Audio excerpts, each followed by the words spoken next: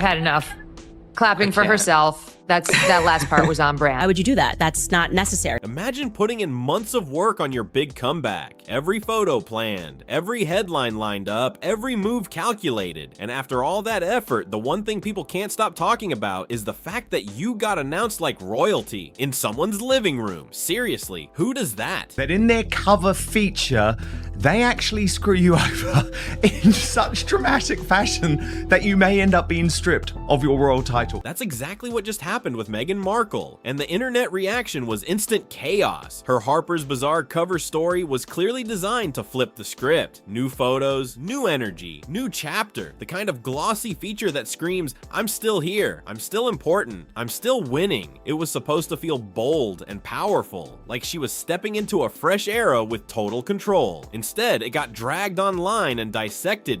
It makes you sound like really kind of into yourself in a way. It's her trying to look glamorous and dewy. The big eyes, the hand on her chin, the slow head turn. Oh, on the couch on the settee with the silk dress, staring into the camera. Piece by piece, what was meant to be polished turned into one of the most mocked interviews of her post-royal life. The spotlight didn't stay on her message. It locked onto the awkward moments. And the photos, people were camera with this distant, almost icy look.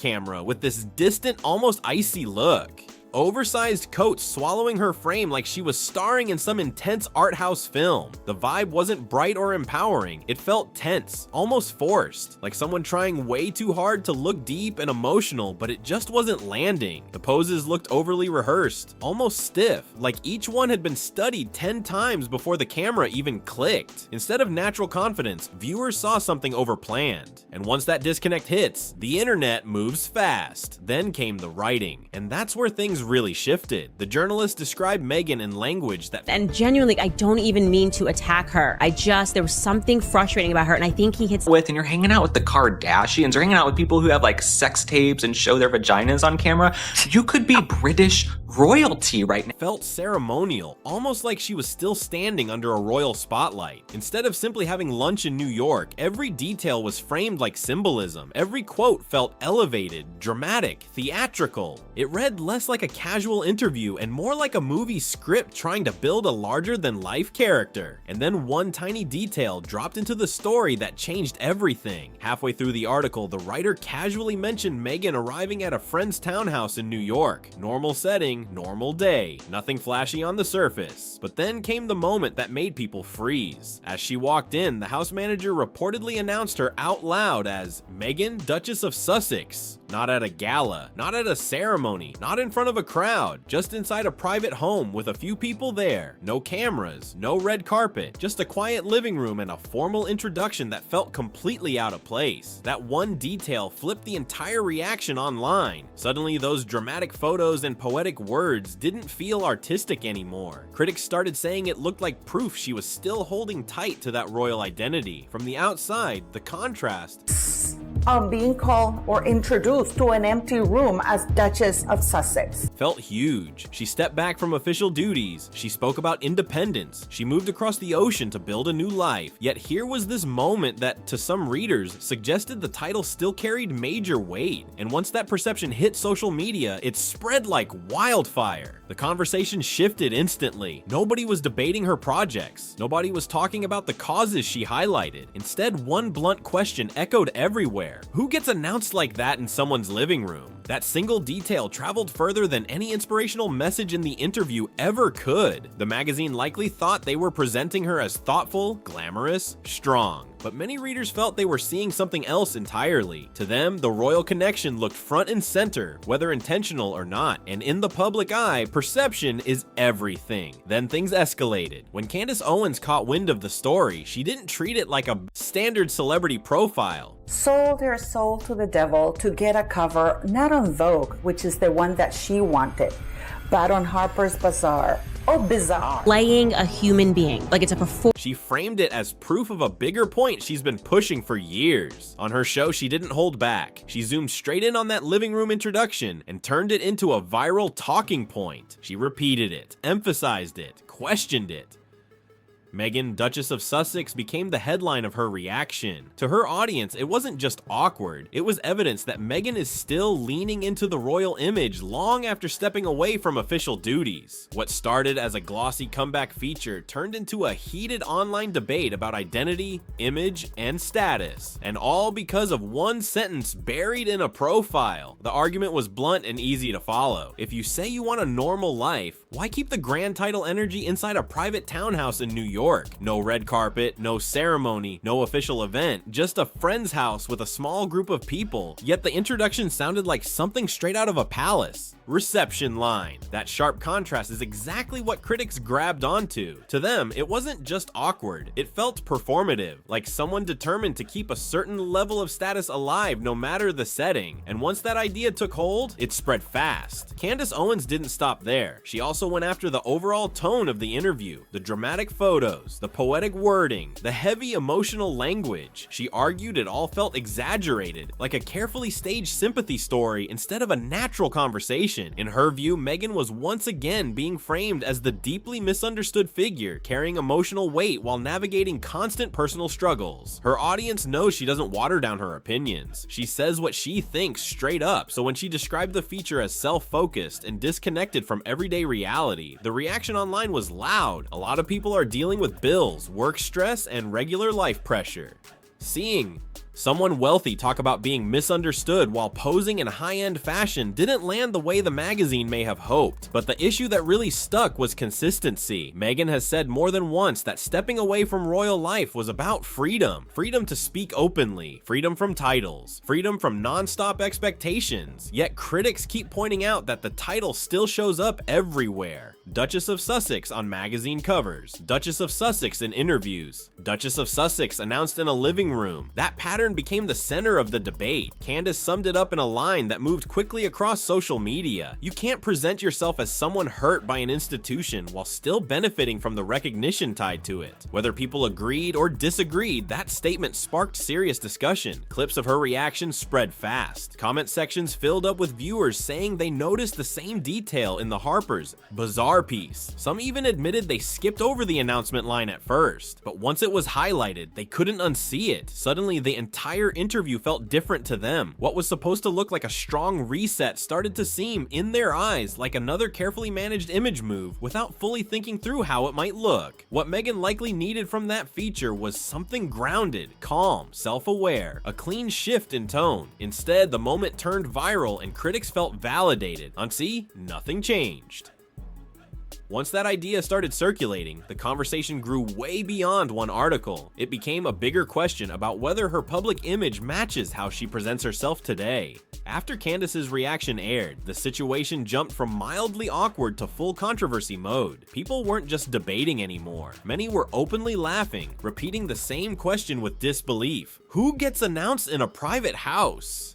That question took over timelines, and it wouldn't fade. Then came the follow-up chatter online. Why does it still feel so royal? That single detail, the Duchess introduction in a New York living room, became the symbol of the whole situation. It didn't matter how polished the quote sounded or how artistic the photos looked. For many viewers, that one line shaped their entire takeaway. The perception formed quickly. She may have stepped back from official duties, but in the eyes of critics, the royal role still seemed tied to her identity, and the timing made it sharper. This Harper's Bazaar feature was meant to feel like a major comeback moment. At the same time, Catherine, Princess of Wales, was attending public appearances that looked calm and natural. No dramatic lighting, no theatrical setups, just polished events, relaxed smiles, and easy conversations that translated smoothly on social media. When photos of both women began circulating side by side, critics pointed out the contrast. On one side, Catherine appeared comfortable and approachable. On the other, Meghan's feature felt highly stylized and intense. And online, that contrast spoke louder than any headline. Meghan Markle appeared in heavy styling, serious expressions, and that formal introduction inside someone's home. And once people started comparing everything side by side, the comments got bold. One looked natural, the other looked staged. That narrative caught fire fast, and the criticism sharpened overnight.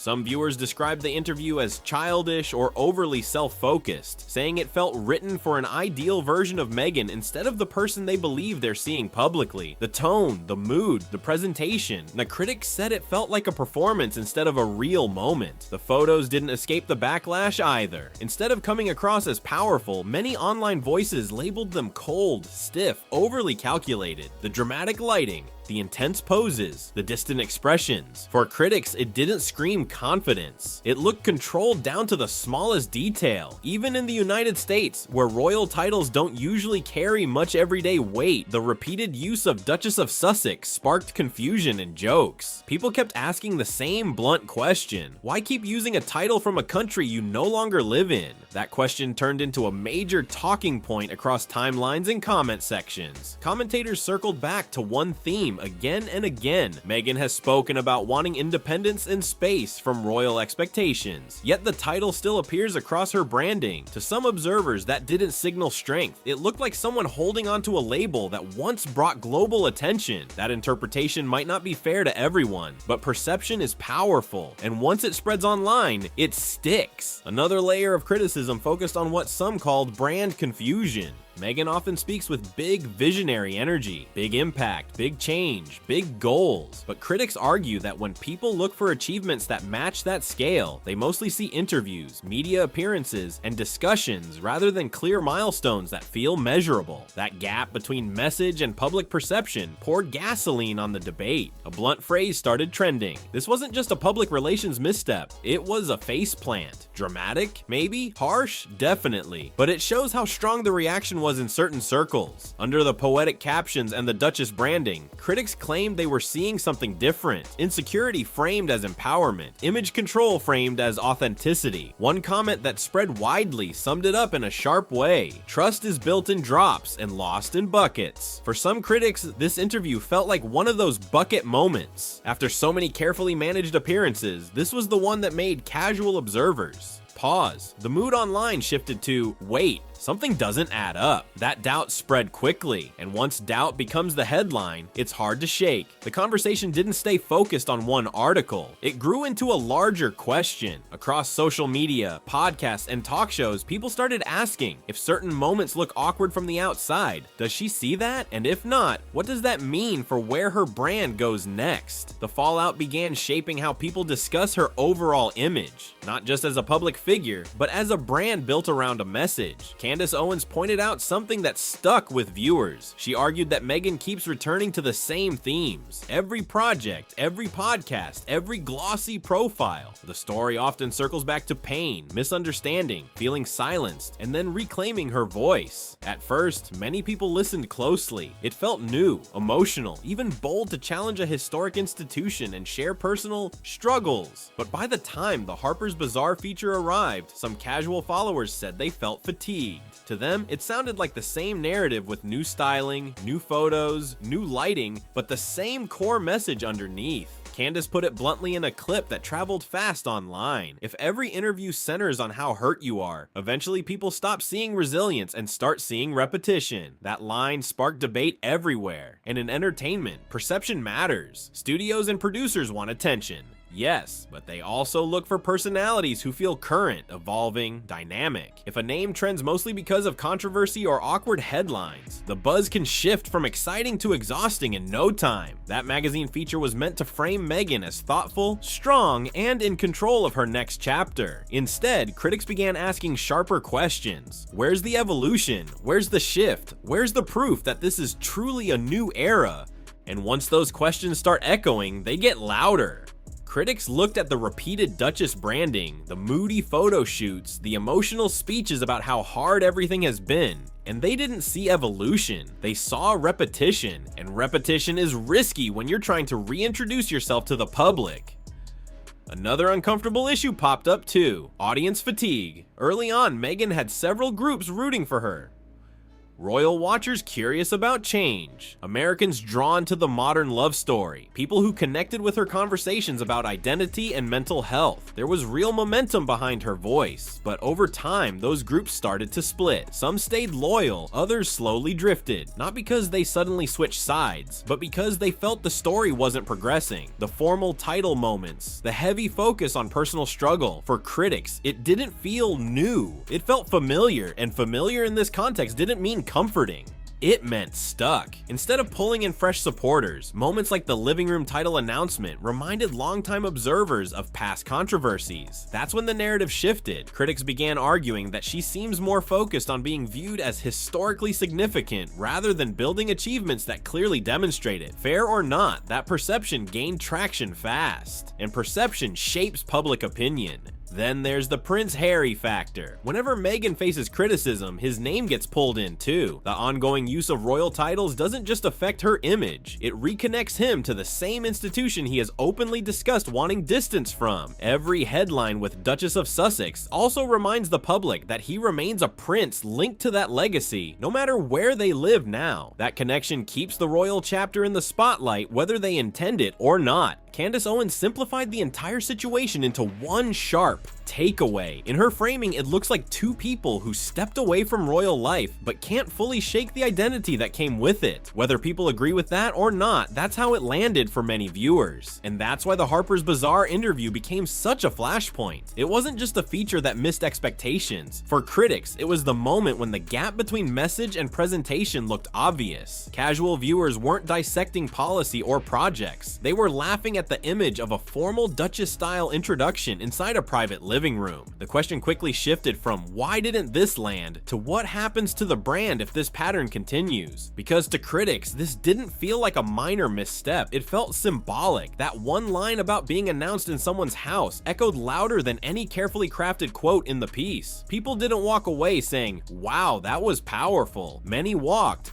away repeating, "She really had someone announce her like that?" And Candace didn't invent that reaction. She amplified what was already bubbling online. She essentially held the story up and said, this is how a lot of people see it, not as a trailblazer rewriting the rules, but as someone still closely tied to a title and a familiar personal narrative. That's where the sting really hit for critics. It wasn't just mockery, it was that the mockery resonated with viewers who were already questioning things. To them, the living room moment didn't feel random. It felt like the natural outcome of years of high-profile interviews, polished messaging, and deeply personal storytelling from one of the most recognized public figures in the world. If there's going to be a reset, critics argue something major has to shift. Recycling similar interviews across different magazines, similar dramatic poses, similar themes about being silenced while appearing on major platforms. That loop, they say, isn't working anymore. They also point to the tension in messaging. Emphasizing freedom from royal structure while continuing to use the Duchess title creates a circle that some viewers feel doesn't align. That's the contradiction critics keep spotlighting. So what would change the narrative? According to many online voices, it would mean tangible work, concrete projects, measurable outcomes, a different tone. Imagine a stripped down profile, no dramatic staging, no formal introductions, just straightforward answers and clear accomplishments. Let actions carry the weight instead of titles. Underneath the sarcasm, that's the core of what Candace was arguing. You can't build a long-term public image solely around being the central figure in a struggle narrative. At some point, audiences look for forward motion. Right now, critics say Meghan appears stuck in a loop. Each attempt to control the narrative becomes another meme, another viral clip, another